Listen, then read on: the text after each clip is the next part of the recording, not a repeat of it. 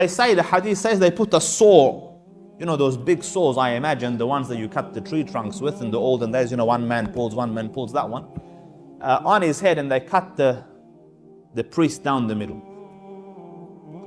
And then he cut the wazir.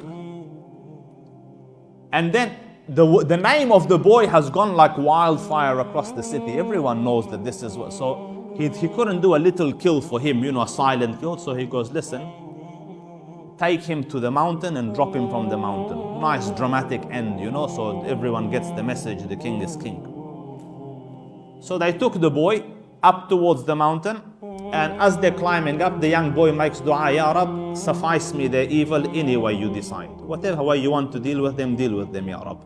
So Allah Rabbul Izzah shook the mountain, they fell off, all of them dead. The young man came back to the king, and his courage is admirable. He doesn't go home and hide, he comes back to the king like, hello, I am back. So the king goes, what happened? He goes, they all died. Allah, my Lord killed them. So king is more upset, what to do?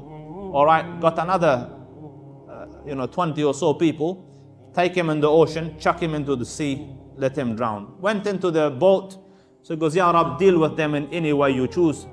Allah shook the boat, they all fell down. The man came back to the king, hi. So he told the king, he goes, listen, there's only one way you can kill me.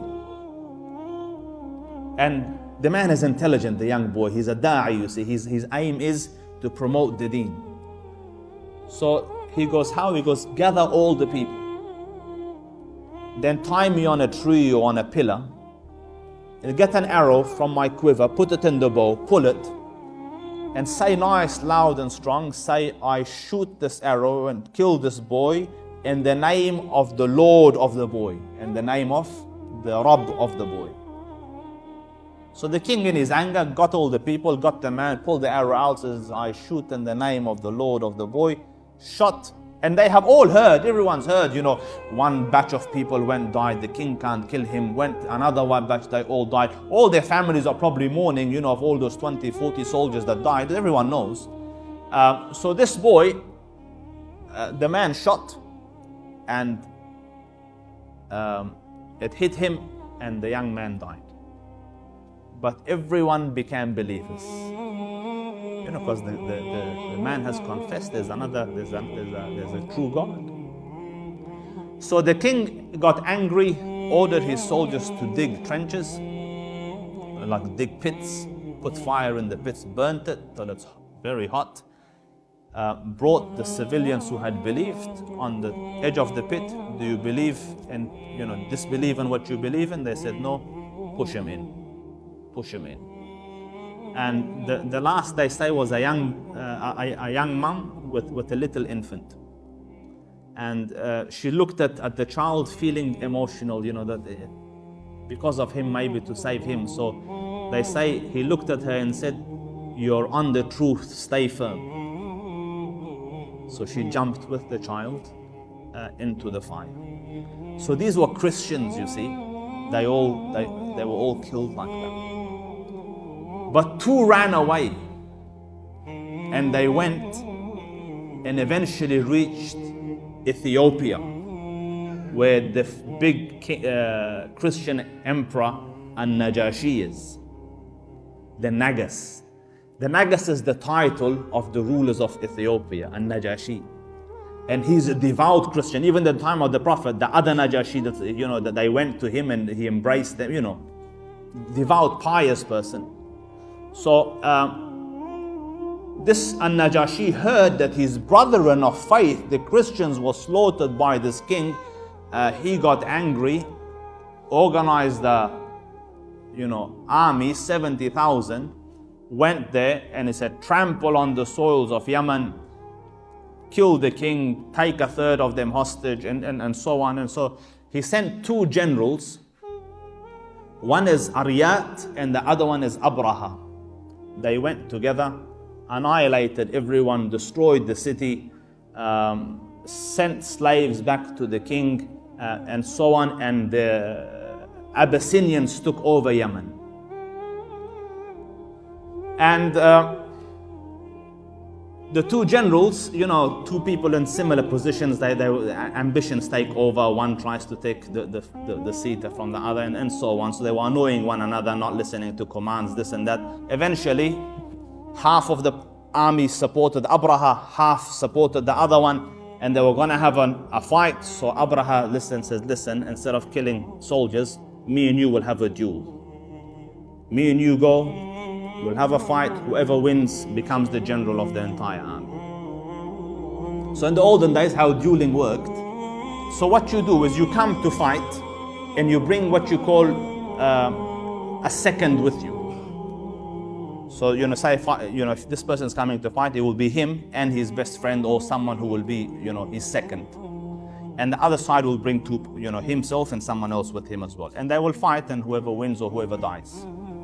So they say Abraha was not physically wow, and the other man was solid, big, general. So the fight started, and the Ariyat smashed him with his blade or with his spear, and he tried to defend it, but it cut through, and it got Abraha like this. Like it cut his eyebrow, cut the edge of his eye, slit his nose, and down his mouth. So because of that, they used to call him the one with the split face. Like Abraha al-Ashram, the one with the cut face. But as he got hit, and he's down, and the blade of this general is on Abraha, his second jumped and stabbed the general. And then together him and Abraha went and hit the other. So Abraha became the general of the entire army. The problem is this quarrel was okay between generals, but the generals belonged to someone else. They're the generals of Najashi, the emperor. You can't kill a general and the emperor let it go. So when Najashi heard that his general's been killed, he swore an oath that I will come and trample on your land and cut your forelocks. Like, as in, the French, the front of your forehead. I'll cut your hair, like as in embarrass you, and I will trample. So Abraha heard. So Abraha, before the king could come, cut his own hair, put it in a bag, and took some soil, put it in a bag, sent it to An-Najashi, goes, "O king, I heard your oath. Here's the hair that you wanted, and here's the soil. Trample on that soil, take this hair in your hand, your oath is completed. He was your servant, I am your servant, we are still in obedience. We just had a quarrel in which he unfortunately died." And then to kind of win favor with the king, he said, "But now I will build you a cathedral, the like of which has not been built for any before you. So I will build you a church."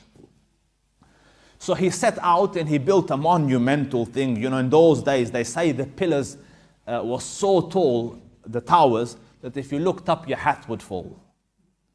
And, the crosses had gold and silver on it, and the pulpit had ivory, and it was a work of art. And then he said, "I will tell the Arabs to forget about the Kaaba and worship here." So when he said this, historically, Arabs don't take insults very well. So when the Arabs heard that he has said this, that he will come and take, change our direction from the Kaaba to his cathedral, one of them took the long journey, went to his cathedral and defiled it. Because there are kids here, so anyway, the man defecated in the corner of the church. He did a boo-boo on the corner of the church.